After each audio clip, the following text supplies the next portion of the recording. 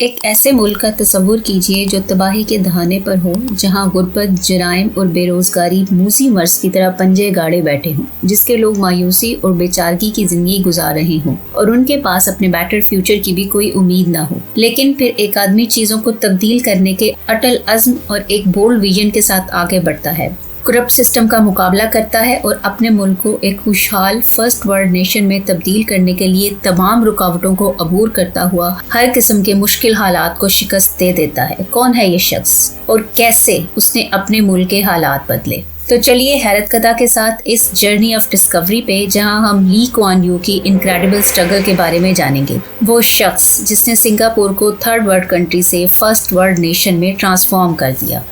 They spent the rest of the war enduring brutality and starvation as POWs in Singapore's Changi camp and later on the hellish Thai-Burma railway. In 1964, a series of race riots between Chinese and Malays broke out in Singapore, leaving dozens dead and hundreds injured. Singapore shall, on the 9th day of August in the year 1965, cease to be a state of Malaysia and shall become an independent and sovereign state and nation. Emerging stronger from the pandemic, Singapore is gearing up for growth across the air, land and sea. Singapore is modestly increasing its private housing land supply in the first half of next year. The Singapore Navy is getting new high-tech vessels to boost its capabilities at sea and to meet evolving threats. This is my country. This is my life. This is my people. You will trample over us, over our dead bodies.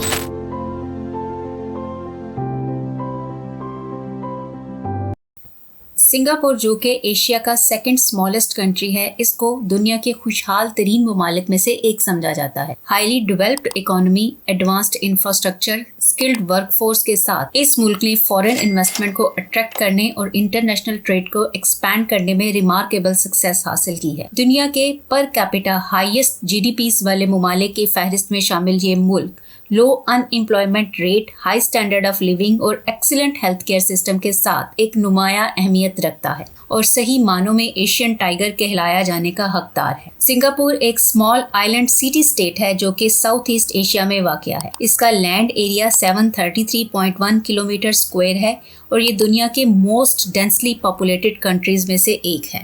یہ ملک مختلف اقسام کے religions, ethnicities اور languages کے ساتھ ایک highly diverse country ہے۔ یہاں کے لارجسٹ ایتھنک گروپس میں چائنیز 74.3%، ملے 13.4% اور انڈینز 9.1% شامل ہیں، اور باقی کے 3.2% میں دوسرے گروپس شامل ہیں۔ سنگاپور میں 4 آفیشیل لینگویجز ہیں جن میں انگلش، منڈرن، ملے اور تامل ہیں، جو کہ اس کنٹری کے ملٹی کلچرل اسپیکٹ کو ظاہر کرتی ہیں۔ اسی طرح ریلیجیس ڈائیورسٹی بھی اس ملک کا ایک نمایاں وصف ہے۔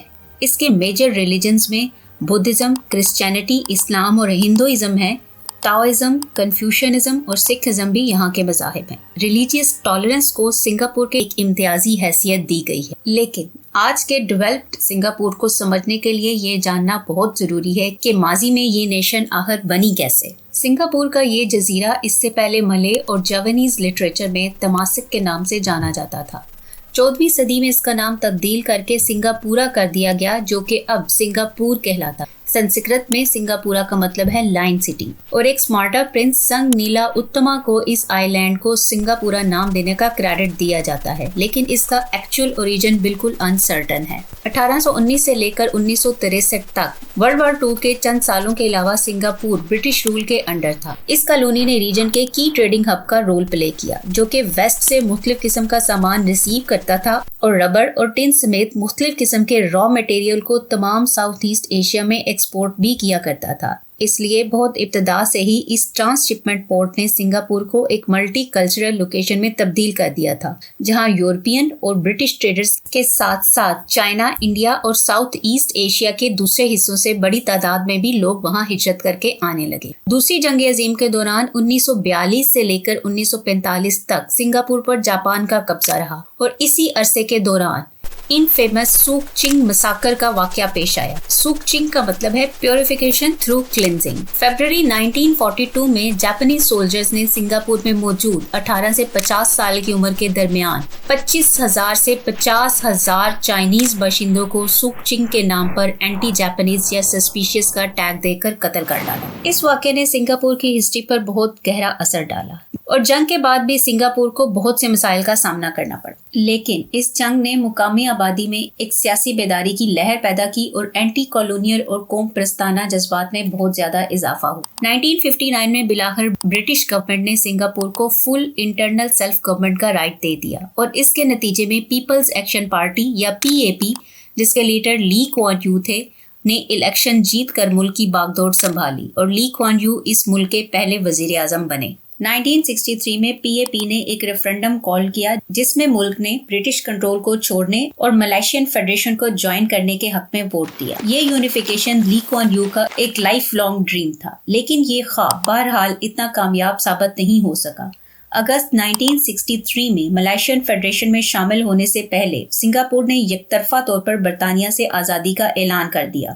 2 साल बाद 1965 में सिंगापुर को 1964 के नस्ली फसादात की वजह से इस फेडरेशन से एक्सपेल कर दिया गया और यूं सिंगापुर एक ऐसी नेशन के तौर पर सामने आई जिसकी बुनियाद एक नाकाम ख्वाब था। इस अरसे के दौरान मुल्क के हालात इंतहाई खराब थे और इसको अनगिनत चैलेंजेस का सामना था। फेल्ड मर्जर और रीजन में मुतनाज़ा तजारती ताल्लुकात की वजह से इस नई सिटी स्टेट की इकोनॉमी, जिसका मुकम्मल इन्हिसार तिजारत पर था, बहुत ज्यादा जवाल का शिकार हो चुकी थी और इसी दौरान ब्रिटिश गवर्नमेंट ने भी सिंगापुर से अपने विड्रॉल में तेजी कर दी थी और तमाम कंट्री में मौजूद अपनी मिलिट्री बेसिस को बंद करना शुरू कर दिया, जिसने पहले से मौजूद अनएम्प्लॉयमेंट क्राइसिस को मजीद एक्सकेलेट कर दिया था, क्योंकि उस वक्त सिंगापुर की इकोनॉमी का 20% इन्हिसार इन्हीं मिलिट्री बेसिस पर था। ब्रिटिश एक्सिट का मतलब ये भी था कि सिंगापुर ने अपनी मिलिट्री डिफेंस कैपेबिलिटीज को भी खो दिया था और इसके साथ साथ मुल्क में बेरोजगारी अरूज पर थी, जो कि जराइम और एथनिक वायलेंस का बाइस बन रही थी। आबादी का एक बड़ा हिस्सा कच्ची बस्तियों में मुकीम था, जहां बहुत ज्यादा रश था और सफाई के नाकाफी इंतजामात थे।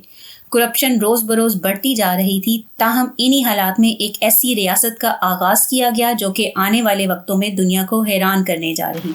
ली कुआन यू ने सिंगापुर की इकोनॉमिक डेवलपमेंट की इम्पोर्टेंस को बहुत जल्दी रिकॉग्नाइज कर लिया था। उन्होंने ऐसी पॉलिसीज इम्प्लीमेंट की जिन्होंने फॉरेन इन्वेस्टमेंट को इनकरेज किया और इसके साथ मैन्युफैक्चरिंग और सर्विस सेक्टर्स की डेवलपमेंट ने सिंगापुर को थर्ड वर्ल्ड कंट्री से एक तरक्की करता हुआ इकोनॉमिक हब बना दिया। इस मकसद के लिए इकोनॉमिक डेवलपमेंट बोर्ड कायम किया गया। गवर्नमेंट ने बिजनेस ग्रोथ को इनकरेज करने के लिए टैक्स इंसेंटिव्स प्रोवाइड किए और ब्यूरोक्रेसी को रिड्यूस किया और इसी इकोनॉमिक ग्रोथ को सपोर्ट करने के लिए इंफ्रास्ट्रक्चर पर हैवीली इन्वेस्ट किया गया, जिसमें मैस रैपिड ट्रांजिट सिस्टम की बिल्डिंग, रोड नेटवर्क की एक्सपेंडिंग और एयरपोर्ट्स और पोर्ट्स की डेवलपमेंट शामिल है। ली कुआन यू की लीडरशिप के under Singapore regional financial centre बनता चला गया और इसकी GDP में नुमाया इजाफा हुआ, जिसने पॉवर्टी और अनएम्प्लॉयमेंट में नुमाया तौर पर कमी की। 1960 में तेजी से बढ़ती हुई आबादी की वजह से 4 लाख से ज्यादा लोग पसमानदा और गंदी बस्तियों में रहने पर मजबूर थे। आजादी के बाद इतनी बड़ी आबादी को मुनासिब हाउसिंग प्रोवाइड करना ली कुआन यू की गवर्नमेंट के लिए एक बहुत बड़ा चैलेंज था और इसीलिए हाउसिंग एंड डेवलपमेंट बोर्ड कायम किया गया। इस बोर्ड के जरिए गवर्नमेंट ने मैसिव कंस्ट्रक्शन प्रोजेक्ट शुरू किया। पहले 2 सालों के दौरान 25,000 से ज्यादा हाउसिंग यूनिट्स तामीर किए गए। इस प्रोजेक्ट ने इसके नतीजे में सैकड़ों कंस्ट्रक्शन जॉब्स क्रिएट की और एक वर्ल्ड क्लास कंस्ट्रक्शन इंडस्ट्री को भी डेवलप किया। एम्प्लॉयमेंट और इम्प्रूव्ड हाउसिंग ने मिलकर स्टेबिलिटी को क्रिएट किया, क्योंकि लोगों की बेसिक नीड्स पूरी होना शुरू हो गई। सिंगापुर की स्किल्ड वर्कफोर्स की डेवलपमेंट और इकोनॉमिक ग्रोथ के लिए ली कुआन यू ने एजुकेशन को अपनी प्रायोरिटीज में टॉप पर रखा। उसने ऐसी पॉलिसीज इंट्रोड्यूस की जिन्होंने प्राइमरी स्कूल से लेकर यूनिवर्सिटीज तक तमाम लेवल्स पर एजुकेशन की क्वालिटी और एक्सेसिबिलिटी को इम्प्रूव किया और इसी मकसद के लिए बायलिंगुअल एजुकेशन सिस्टम मुतारिफ करवाया गया, जिसने इंग्लिश और सिंगापुर की एथनिक कम्युनिटीज की मदर टंग लैंग्वेजेस में तालीम हासिल करने को जरूरी करार दिया। इस पॉलिसी ने स्टूडेंट्स को इंग्लिश में प्रोफिशिएंट करने के साथ साथ सिंगापुर की कल्चरल डाइवर्सिटी को प्रिजर्व करने में अहम किरदार अदा किया। ली कुआन यू ने world class education system blood کرنے کے لیے بھی ہیوی انویسٹمنٹس کی. ایسا سسٹم جو کہ دنیا کے بہترین سسٹمز کے ساتھ کمپیٹ کر سکے، جس میں امپرووڈ ٹیچر ٹریننگز اور ہائی سٹینڈرڈز کے اسکول اور یونیورسٹیز کی تعمیر شامل ہے. اس نے میرٹ بیسڈ اسکالرشپس بھی انٹروڈیوس کروائے تاکہ تمام قسم کے اسٹوڈنٹس اپنے بیک گراؤنڈ سے قطع نظر کوالٹی ایجوکیشن حاصل کر سکیں. بہت سی multi national companies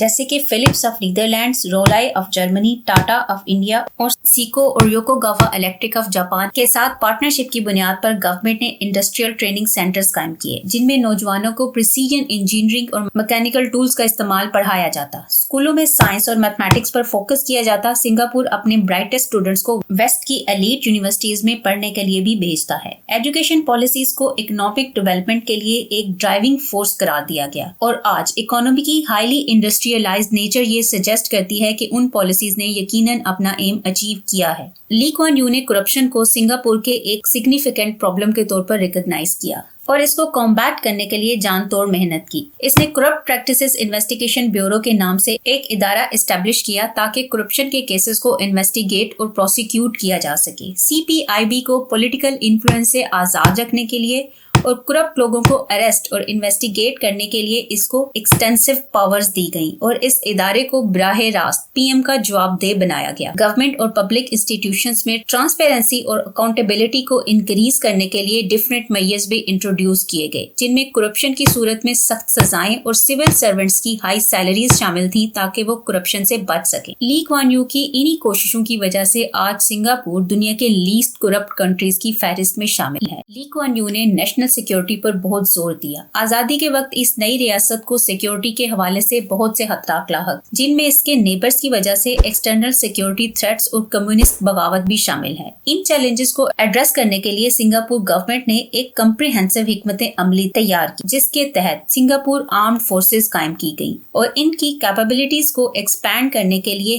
heavy investments کی گئیں، جس میں کانسکرپٹ آرمی کی کریشن اور ایڈوانسڈ جنگی ساز و سامان شامل ہیں. گورنمنٹ نے انٹرنل سیکیورٹی تھریٹ سے نپٹنے کے لیے ویل ایکوپڈ اور ویل ٹرینڈ پولیس فورس بھی ڈیولپ کی. لی کوان یو نے مینڈیٹری کانسکرپشن کی پالیسی بھی امپلیمنٹ کی، جس کے تحت تمام میل سٹیزنز اور پرماننٹ ریزیڈنٹس کا 2 سال کے عرصے کے لیے آرمڈ فورسز میں سرو کرنا لازمی قرار دیا گیا. اس پالیسی نے بھی سنگاپور کی آرمی کو اسٹرانگ کرنے کے لیے امپورٹنٹ رول پلے کیا. سنگاپور میں موجود کلچرل ڈائیورسٹی کے بارے میں ہم آپ کو بتا چکے ہیں. انڈیپینڈنس کے بعد لی کوان یو یہ جانتے تھے کہ یہ کلچرل ڈائیورسٹی سنگاپور کے لیے ایک اسٹرینتھ ثابت ہو سکتی ہے، لیکن ایٹ دا سیم ٹائم اتنے ڈفرینٹ کلچرز، ریلیجنز اور لینگویجز کو مینیج کرنا ایک چیلنجنگ ٹاسک تھا. اس ایشو سے ڈیل کرنے کے لیے لی کوان یو نے بہت سے اقدامات کیے. سب سے پہلے انہوں نے ایک کامن اور نیشنل آئیڈینٹی کو پروموٹ کیا، جس میں کلچرل اور ایتھنک آئیڈینٹیز سے پہلے نیشن کی طرف لائلٹی پر ایمفسائز کیا گیا. ڈفرینٹ ایتھنک گروپس کے درمیان ان ایکوالٹیز کو ایڈریس کرنے کے لیے بھی پازیٹیو اقدامات کیے گئے، جن کے ذریعے مائنورٹیز کو بھی میجورٹیز جیسی اپرچونٹیز فراہم کی گئیں. انتہا پسند نظریات سے بچنے اور سماجی ہم آہنگی کو برقرار رکھنے کے لیے اشتعال انگیز مذہبی اور نسلی نظریات کے خلاف بہت سخت قوانین نافذ کیے گئے. اس کی انہی پالیسیز نے سنگاپور میں ایک اسٹرانگ اور ڈائیورس سوسائٹی قائم کرنے میں بہت ہیلپ کی. لی کوان یو کی لیڈرشپ اور ویژن نے سنگاپور کی ٹرانسفارمیشن میں ایک کروشل رول پلے کیا ہے. اس کی لیڈرشپ اور پالیسیز دنیا کے ان تمام ممالک کے لیے ایک مثال ہیں جو کہ آج بہت برے حالات سے گزر رہے ہیں کہ کیسے ایک سچی قیادت ایک ملک کو فشنگ ولیج سے ایشین ٹائگر بنا سکتی ہے.